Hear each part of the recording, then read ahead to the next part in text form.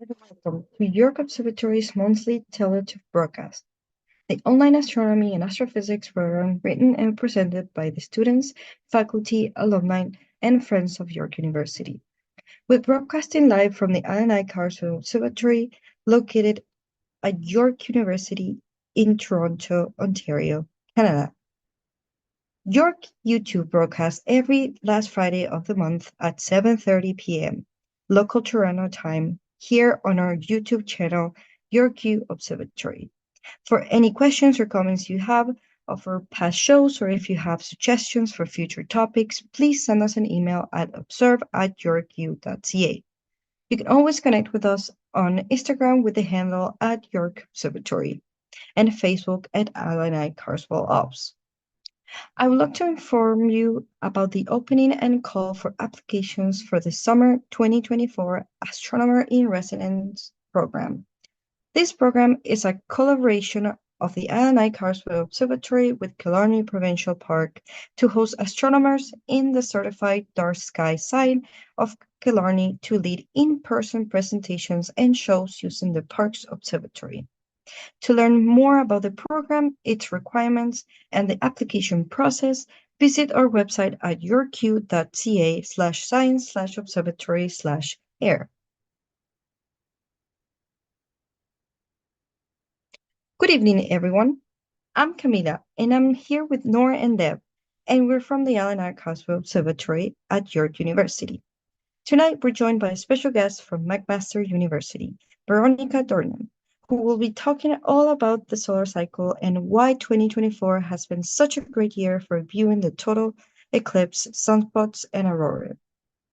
I would also like to mention that the observatory at your campus is in Toronto, and we would like to welcome you all to our show and to acknowledge the traditional land that our telescope is on.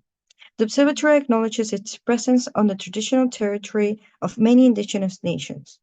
The area known as Toronto has been caretaken by the Anishinaabe Nation, the Haudenosaunee Confederacy, the Huron-Wendat, and the Métis. It is now home to many Indigenous people. We acknowledge the current treaty holders, the Mississaugas of the Credit First Nation. Our stargazing and astronomical efforts join the long history and current practices of astronomy for this land. The observatory looks forward to continuing to learn and revitalizing our knowledge in this area.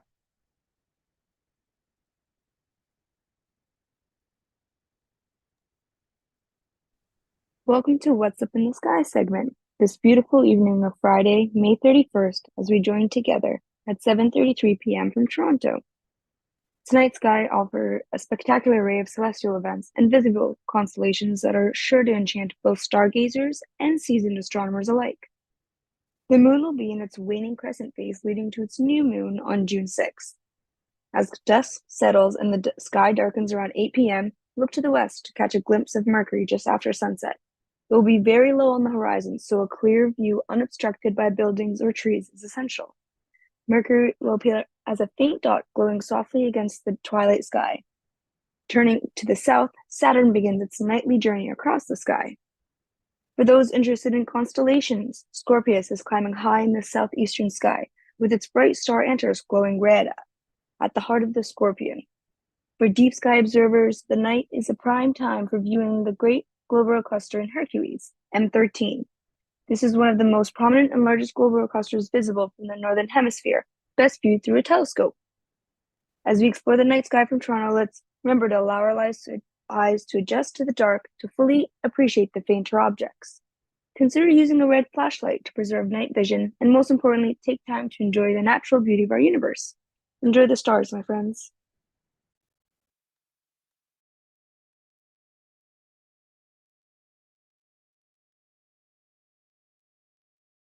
Hello, everyone. Today's special guest is Veronika Dornan.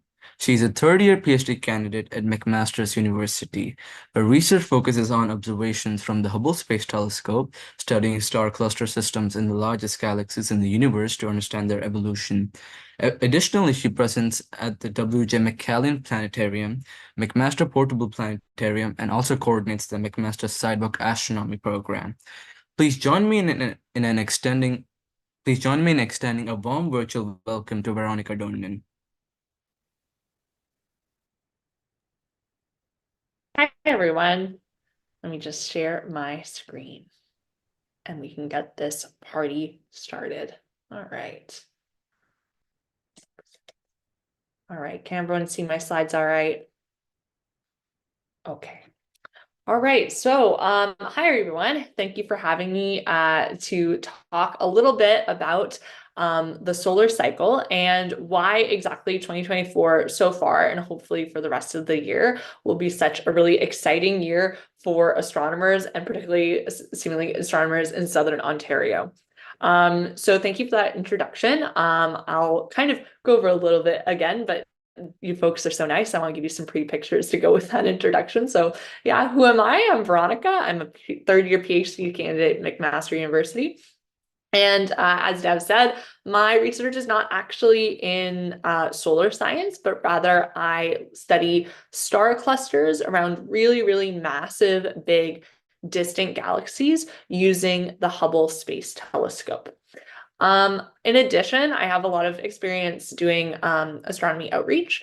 So as they said, I'm a presenter at the W.J. McCallion Planetarium at McMaster, as well as our portable planetarium, which you can see me in front of here. It's quite large, big inflatable thing.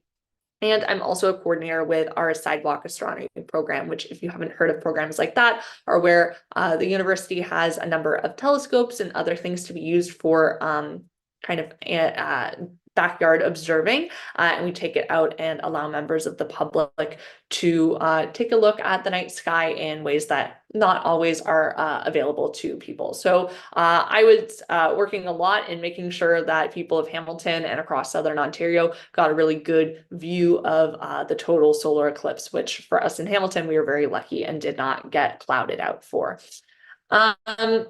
So as I may have already mentioned, it's been a really good few months for astronomers in Ontario. Obviously, we saw the eclipse on April 8th. I won't harp on it too much since I'm sure all of you have heard everything there is to hear about why we get eclipses, which is really, really great. And in addition, a lot of you are probably aware that just a few weeks ago on May 11th, we got to see the aurora borealis, also sometimes known as the Northern Lights, all the way here in Southern Ontario. So that was very, very exciting. Unfortunately, my luck with the weather that I had for the eclipse did not extend to the Northern Lights, and Hamilton was cloudy where I was. And in addition, all throughout these months, there have been a lot of really excellent sunspots that you can see on the sun as well.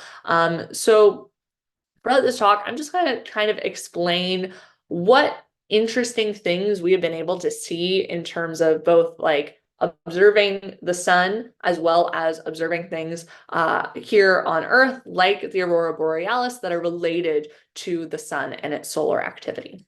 So first things first, I want to share some fun pictures that people in Ontario have been able to take. The first one is one that I took with my own camera through one of our sidewalk astronomy telescopes during the eclipse. And some of you may have noticed, if you were lucky enough to be able to see the eclipse not just through your eclipse glasses or a pinhole projector, but through a telescope or some other kind of magnifying lenses, you may have been able to see little splotches on the sun like this one. So this is an example of a sunspot. So there are actually multiple really big sunspots that you were able to see during the eclipse. And as I said, since then there have been lots of sunspots to see as well on the sun. In addition, during the eclipse itself, if you're able to see totality, you may have noticed, even without any type of magnification, that there were these really bright kind of purpley blue colors around the edges of the moon's shadow. So this was a picture taken by one of the undergrads at McMaster University, David. And if you're having trouble seeing them, they're all along here, these kind of blue things that are kind of poking out and going outwards from behind the moon's shadow and from the sun's surface. So these are called solar prominences. And this was something that was really exciting because not everyone who gets to see a total solar eclipse gets to see these things during the eclipse. So I'll talk more about that later. And finally, just a few weeks ago, we got to see some northern lights. So I said that I in Hamilton got clouded out, but Dr. Allison Sills, who is one of the faculty, one of the professors at McMaster, was able to take this picture right by her house. She seemed to be the only house in all of Hamilton that was not cloudy. And in addition, people, in other places in Southern Ontario, like London, were able to also get a really, really amazing light show. So hopefully any of you watching were able to see that. So all of these things are actually all connected, even though they seem to be completely different things. They all are related to each other. So we're going to talk about all of them, but first let's focus on the most exciting thing, the one that has happened most recently. So these aurora borealis. So what exactly causes this? So essentially the northern lights, or if you are below the equator, the southern lights. Not many people talk about those because you can really only see them from Antarctica, and not a lot of people live in Antarctica. But essentially, they're the result of solar wind or other kinds of flares or coronal mass ejections, basically any type of high energy charged particle coming out of the sun, going across space and eventually reaching Earth and our magnetosphere. So Earth, we have a lot of molten rock and hot stuff kind of circulating around inside below our surface, and that creates a magnetic field around the Earth. And this magnetic field is very, very helpful and very nice because it protects us from a lot of really harmful radiation from the sun. But it doesn't stop all of the supercharged particles. So some of these particles, they hit our magnetic field and they get kind of moved along the magnetic field lines. And some of those can bunch up and then get dumped into the magnetic poles of Earth, and then we can get aurora borealis. So this is one of the reasons why we really see them mostly along the poles. This is where this effect is strongest. So where exactly do we typically see them? We see them north, but where exactly north? And many places in Canada experience the northern lights fairly regularly. So obviously Nunavut is probably the first place that people think of when they think of the northern lights. But even places like Churchill, Manitoba, so still quite north, but still within the provinces rather than the territories, also get to see the northern lights quite a bit. In general, it is very, very rare for the northern lights to be seen below around 60 to 55 degrees latitude. So that was one of the reasons why a few weeks ago, everyone was quite excited, because this is not something normal that us here at our latitude would get to experience. This is referred to the places that get to see the northern lights quite regularly as the auroral zone. And the auroral zone actually is not directly over the North Pole. It's actually a little bit lower. So it's in between these two lines here. So this one line kind of going from the edge of the Alaska over and through the northmost parts of Ontario and Quebec. But then the very, very top north part of Nunavut is not actually part of this auroral zone. So this is because magnetic north and true north are not actually quite the same thing. So if we look at this diagram, you can see that true north corresponds to the axis along which the Earth spins. So this lines up with the North Star Polaris, for example, whereas magnetic north is off a little bit because one is being created by our actual spin of our axis, and the other is being created by movement of material below the surface. So they're not quite the same. They're off by a few degrees. So what this means is if you have a compass here, around Toronto, it's fine. The compass will be pointing basically to true north. But if you go all the way to basically the North Pole, your compass might be pointing you in the wrong direction. So even though a lot of areas are in the auroral zone and see the northern lights more frequently, that by no means means that this happens every single night all over the auroral zone. So this is the NOAA space weather prediction kind of tool. So this is something you can look up online. And essentially it is a prediction, a forecast of what aurora can be seen around Canada. And so here green is like, oh yeah, there might be some aurora happening. Red is like, oh, there's definitely going to be some really, really strong aurora going on. The red line at the bottom is what's called the view line. This is the kind of lowest latitude where you might be able to see the aurora. So here, obviously, this is kind of a typical-ish night. There are areas that get to see that might have a good chance of seeing an aurora. There are areas also that won't, and the view line is around, yeah, like Churchill, Manitoba, like I showed earlier. However, this is the forecast for tonight. Very different. So these amounts of aurora forecast and solar activity that are causing this, they can really change quite a bit from day to day. And if you folks notice, the view line is actually Toronto is within it. So tonight actually might be another opportunity to see the aurora borealis again as far south as we are. So if we're lucky, if you are in a not cloudy place, if you're in a very, very dark place, you might get lucky twice, or lucky once if you're like me and you missed it a few weeks ago. But even then, certainly for the people who live in the auroral zone, they are going to have even stronger aurora as well. But one of the questions that people sometimes have is, why are these aurora so colorful? And this has to do with how this light is being produced. So all of the aurora are happening because we have these supercharged particles coming from the sun and interacting with our atmosphere. And what atoms they're interacting with and at what heights within our atmosphere will change what colors we get. So in general, if we go back to the pictures that I had of kind of Nunavut and Churchill, Manitoba, most of these places that see aurora very frequently, it's very green. They're green auroras. But if we go back to the pictures that were taken a few weeks ago, you'll see actually even in Hamilton, Ontario, there was a lot of kind of more red, purpley colors as well, in addition to the greens. So what was going on there?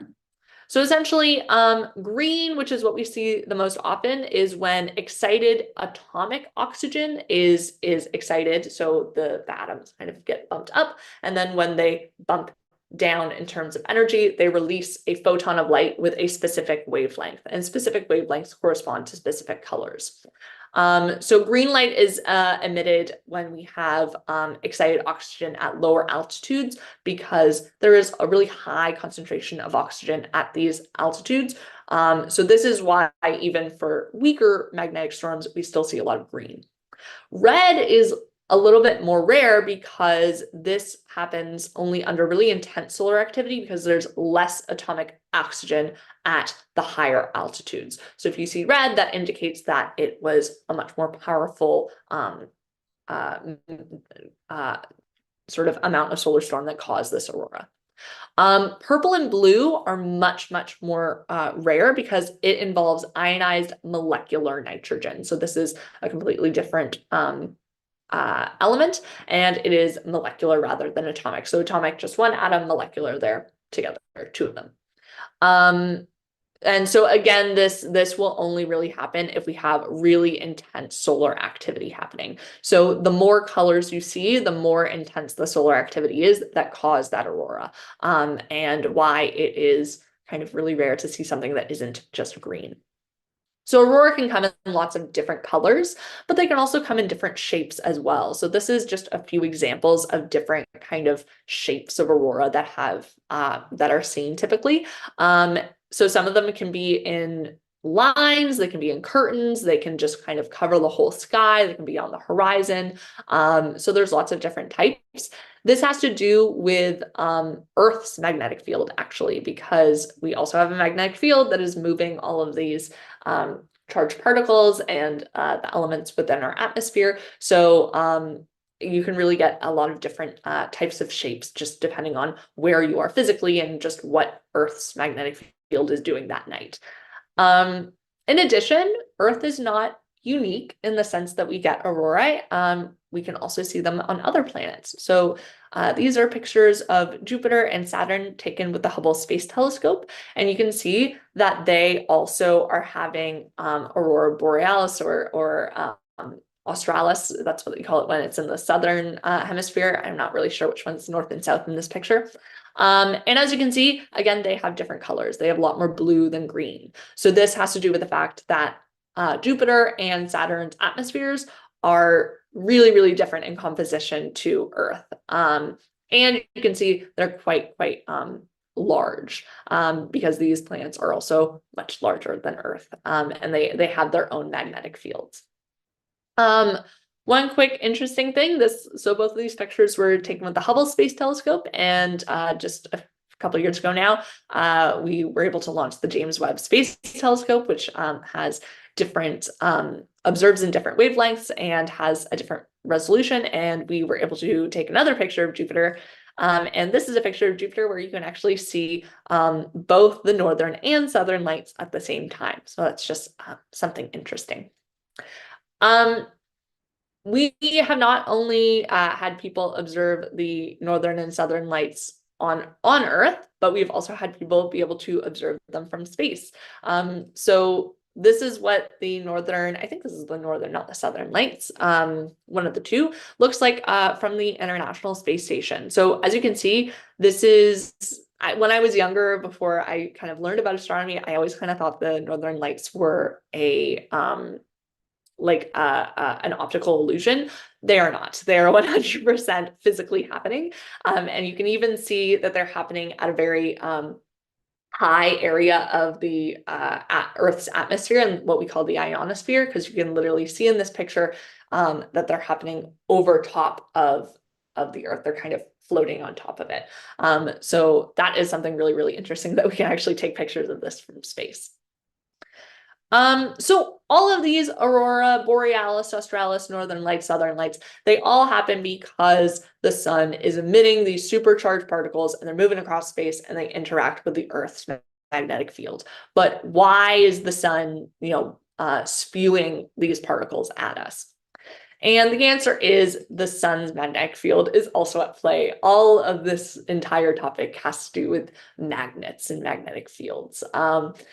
So essentially, the sun has, just like the Earth, a north and a south magnetic pole. And normally it's to what we are seeing on the left-hand side, everything just goes, the magnetic field lines go south to north, easy peasy.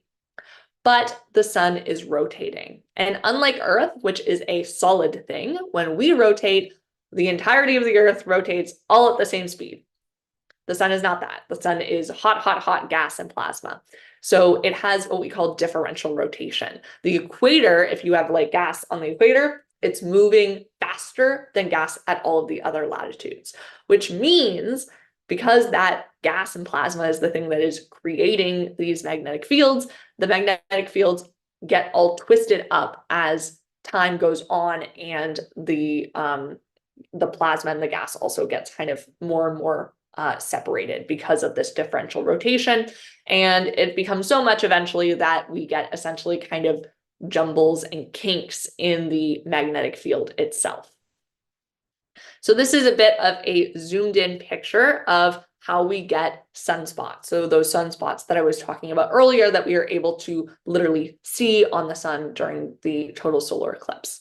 So deeper into the sun, it has convective cells. So bits of these hot plasma and gas are being moved up and down to the top, close to the surface, and then back down.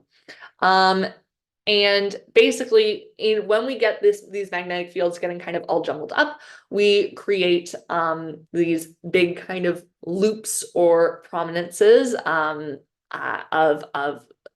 magnetic fields that trap the super dense plasma and hot gas inside of them. And on either footprint of these loops, because it's a magnetic field, it needs to have a south end and a north end connecting them, we have sunspots. So these are areas of lower temperature compared to the rest of the surface of the sun. And these are the sunspots. They always appear in pairs because they have these big loops kind of connected to them. And they can be really, really, really big. They can be 2 times the size of Earth or even bigger. And they show up in various different regions of solar activity. And eventually, when these sunspots and this loop kind of dissipate, it basically like kind of cuts off the loop, and all of that really hot gas, plasma, charged particles that is inside it going from one side to the other gets blown out and goes towards Earth. Now, over the course of time, these regions of solar activity can increase and decrease. So this is something that astronomers have known about for a really, really long time because we can observe it really, really easily. So this is literally how we were able to figure out about something called the solar cycle. So this is from the NOAA website, I believe. And this is literally just data in terms of number of sunspots as a function of time. And as you can see, it's really, really periodic. There is a peak in the number of sunspots we see, which generally corresponds to the amount of solar activity there is. The more solar activity there is, the more kind of charged particles that are heading towards us correspond to the more sunspots that you can just see on the sun. And it goes up and it goes down and it goes up and down on a really regular 11-year cycle. And interestingly, it's really easy to pinpoint and correspond to these peaks in number of sunspots to instances where we know there have been a lot of solar activity. So right here is the 1989 geomagnetic storm. This corresponded, if any of you are old enough to remember this, to a actual blackout in Quebec that lasted 9 hours because all of these supercharged particles, when they come and they interact with the Earth, they can knock out electrical systems. Sometimes they can overwhelm them. So sometimes if we have a powerful enough storm, they can cause problems on Earth. Luckily, usually not longer than a day, but it was very frustrating for the people of Quebec.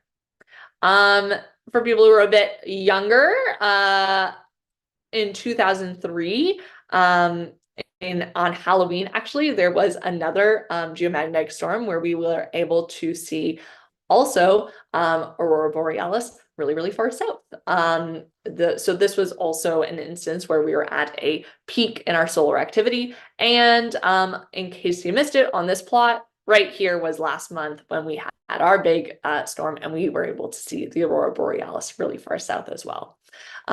So this is basically the solar cycle. Sometimes we are in solar peaks of activity, sometimes we are in minima. And right now, and for basically all of 2024, we have been at a solar maximum. So this is one of the reasons why we're seeing all the sunspots. We're seeing cool stuff peeking out behind the moon's shadow. We're seeing aurora borealis way further south than we normally would. It's because the sun's magnetic field is getting super tangled and it's spewing out all of these charged particles at us. So let's take a look at what some of the sunspots on the sun look like today. So these are sunspots that we can see that are big enough to see even if you just have a regular telescope. There are actually hundreds of sunspots on the sun, I think nowadays, because we're at a maxima, but a lot of these are ones that are big enough to see.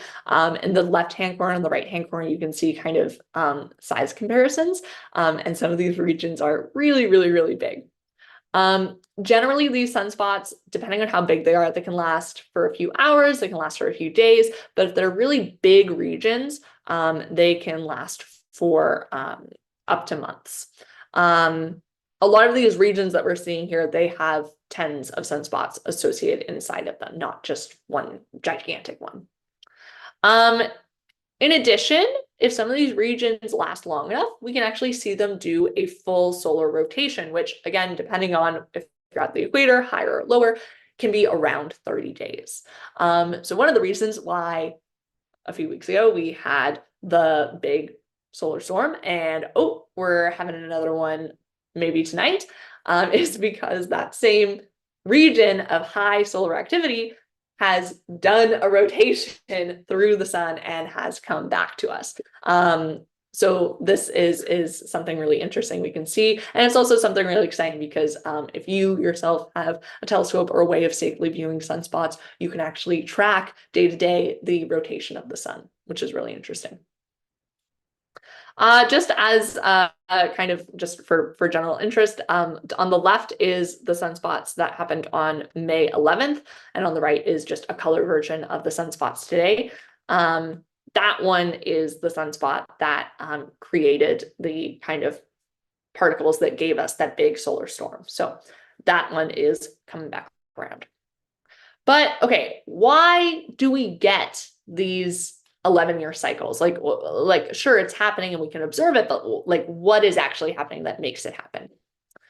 Well, every 11 years, the sun's north and south poles actually flip.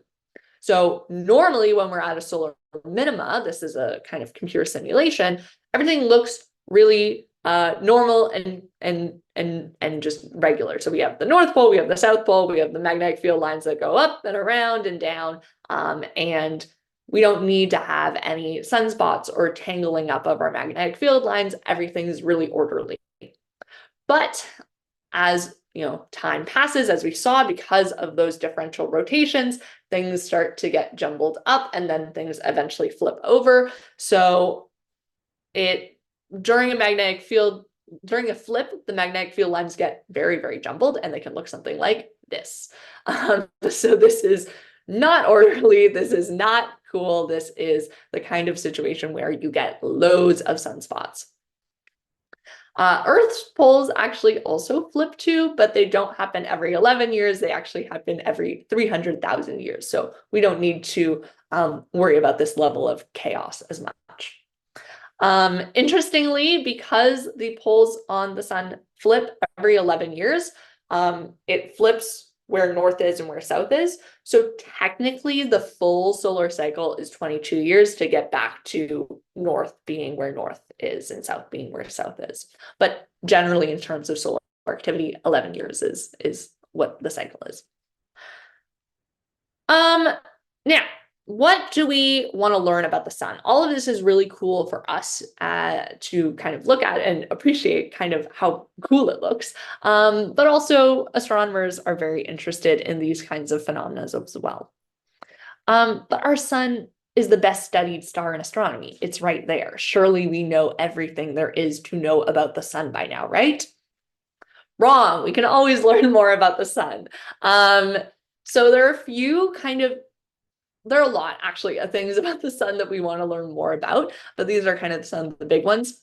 For one, the solar atmosphere, the corona, where a lot of these prominences and things are happening, is actually hotter than the surface of the sun, which is a bit weird. Generally, the core is the hottest thing, but as you go away from the core, it should get colder, not hotter all of a sudden when you get to the atmosphere. So that's a bit of something that astronomers are trying to look into. In addition, we don't really know what specifically, like we have a general idea, but we don't really know the specific mechanisms of what causes complex structures in the atmosphere like those prominences. And we also don't really know how they fully evolve and interact with each other. So astronomers are always looking for ways to better study these kinds of things. Eclipses, like the one that happened in April, is a really, really excellent opportunity to study the atmosphere of the sun. We have ways of artificially blocking out that really intense light from the sun to get kind of a good look at the atmosphere, but really when the sun is physically being blocked by the moon is the best time to do this. It really gives us an opportunity not only to get more observations of prominences and other things and structures within the atmosphere, but it also lets us test some of our solar models with these observations. So we have models of how we think the sun, and its atmosphere behaves, but we really need to test that with like what we're actually seeing. And the 2024 eclipse, all eclipses are great times to do this, but the 2024 one was especially good because we're at a solar maximum. So there were a lot of prominences for us to test out. 6 years ago, whatever total solar eclipse there was that year was a solar minima. So it wasn't as great a time to be able to get that data. But what are prominences in particular? Well, basically, there's lots and lots of different types of structures, but prominences are kind of a bit of a catch-all term for all of them. But essentially, it's just dense plasma being carried out from the sun's surface due to magnetic field lines. And there's lots of different structures they can take. They can go in loops, they can go in just jets, they can go in big, long lines. So there's lots of different ways that it can kind of manifest. These can form within a day, but can stick around in the corona for weeks or months. And as I said, we don't really know what the exact mechanism is that produces these. So what exactly did scientists do during the eclipse and during our solar storm to be able to perform kind of sun research? So there's a lot that astronomers did, but I'm going to focus on just a couple of what we call citizen science initiatives. So this is where professional astronomers work with amateur astronomers or just regular people to work together to get good data to be able to understand this. So one of them was HAM-SCI, which studied the effect of solar radiation on the Earth's ionosphere using radio communication. So the way radio waves work is they're really long waves of light that communicate information, and they bounce off the ionosphere and the Earth's atmosphere. But the ionosphere is also where a lot of solar radiation is occurring. So during a total solar eclipse, the moon is blocking out all of that radiation. So they worked with a lot of people who have like ham radios, like people who are into ham radios, and said, okay, if you live along the path of the eclipse, we want you to try to make as many radio calls as you can before the eclipse, during the eclipse, and after the eclipse, and we will be able to collect data about how much, when all that solar radiation is blocked, how much it affects our ability to use radio waves. So that was a really interesting way to use the eclipse to study our ionosphere. In addition, astronomers worked with members of the public to create 60 teams all along the path of totality to collect solar corona data using really good cameras to reveal the motion of these prominences over time. So a lot of time, we can take one picture of the solar prominence during our 2 minutes or however long of totality during the eclipse. But if you put people all along the path of totality, you can add them all together and you can see it as a function of time. And how much the motion of these prominences occur can tell you how strong solar wind is on the sun. So this was also a really, really interesting citizen science project. And the thing about citizen science is they need citizens. So if you're interested in being involved in citizen science, the next total solar eclipse in Ontario is in 2144. So you might miss that one, but scientists are also very interested in aurora as well. And as I just said, we might see some aurora tonight. We might see more aurora all summer because it is still a solar maximum. And so this is a QR code to the website Aurorasaurus. So essentially, astronomers want to be able to tell where aurora borealis occur on any given night. And your phone camera is very good. You're already going to take a picture of the northern lights if you see it because you're excited, but you can also take that picture and look at it a bit and say, where was I? When was I? What colors did I observe? What types of shapes did I observe? And you can go onto this website and help scientists out and say whether or not you saw the northern lights and how much, and it can help them track this solar activity. Even if you do not see the northern lights tonight, negative, negatives are helpful as well. So positives are saying I did see it, but we also want to know, where were people where they didn't see it. So you can really be a real help to astronomers and become a citizen solar scientist.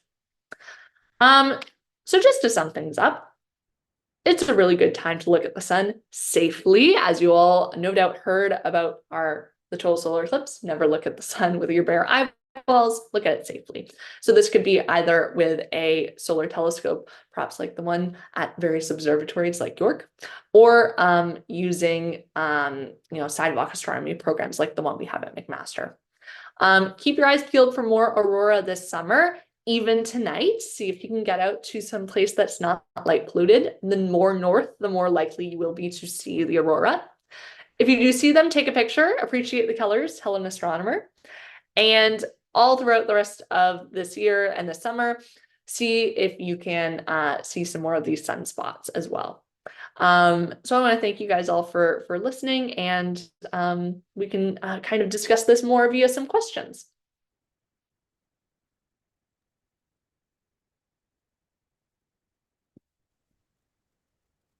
Thank you so much, Veronika, for coming out tonight and telling us all about the solar cycle. We have a few questions for you. I'll start with mine. When are we going to see the next maximum in the solar cycle? Is it going to be similar to this one? So this is a really good question. So the good thing about the solar cycle is it's very regular. So all of this year, we're going to stay in a solar maximum, and it's not going to just kind of really quickly drop off into a solar minimum, as we saw in kind of the little graph. It takes a while to go to the peak and then go back down. The next time after this summer that we're going to get a solar maximum will be in 11 years. So that is in 2030. 5 is going to be in the next solar maximum. Will it be similar to this one is a good question. As we kind of saw with that, usually at some point in the year we have a solar maximum, we have some kind of interesting solar activity event, but not all of them are the same strength and do the same things. So when I was kind of looking at examples of what to show for those various maxima on the graph, the ones in the last cycle, 11 years ago, there was nothing as kind of dramatic for people in North America that I was seeing for the other ones. So this also has to do with the fact that even though the sun is very, very active all throughout this year, it's not always active pointed directly at Earth. So one of the things is sometimes you might have a really, really big coronal mass ejection, a big prominence spewing out all of those charged particles, but the sun is rotating, so it is throwing it in the complete opposite direction of Earth. So these particles need to actually line up with us. So it's very possible that, in 11 years, the sun will be very active, but it won't be active interacting with Earth in the same way. Or in the next 11 years, it'll be very active and we'll get super lucky and they'll all go directly at us and we'll have the biggest solar storm in recorded history. So we know it's going to happen, but we don't really know what that might actually look like here on Earth. Thank you so much.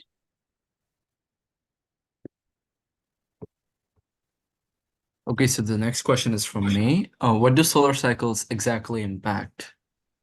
So I did mention earlier that in 1989, Quebec's power grid went out because of the solar storm. So because all of these solar and these charged particles that are interacting with our magnetic field, but if you've ever taken a physics course, the physics courses aren't just magnetism, it's electromagnetism. So it can also interact with our power grids and stuff like that.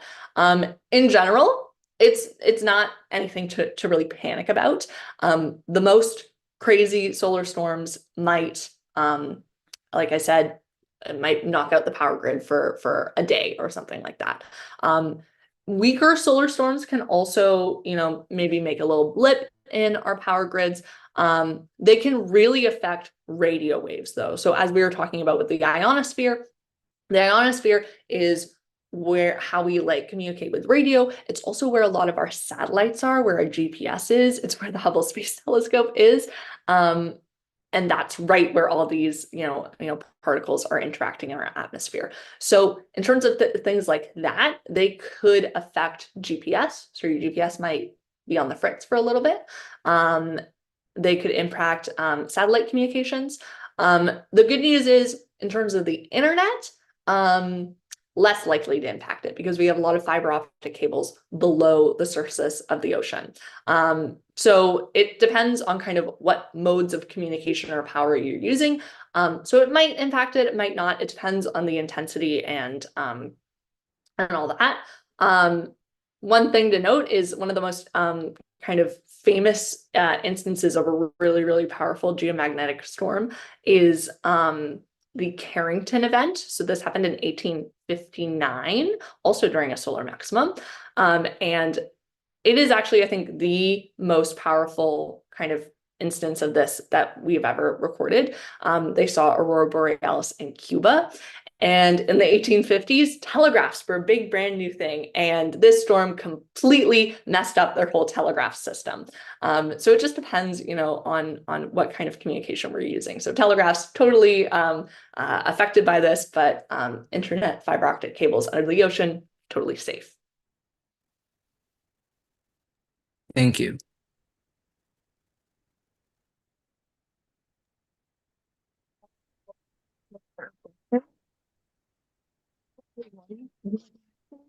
AICO observatories, mostly TeleTube broadcasts. The astronomy and astrophysics were written and presented by the students, faculty, alumni, and friends of York University. The hosts this evening have been Noor, Deb, and myself, Camila. Make sure to leave any comments or questions in the comment section of the video and talk to us in the chat right now. All of our programs are free, but if you would like to make a donation, see our website at york.ca/science/observatory. You can always check out our website for show notes, content updates, and contact info at yorku.ca/science/observatory. Thanks for tuning in. Clear skies and have a good night.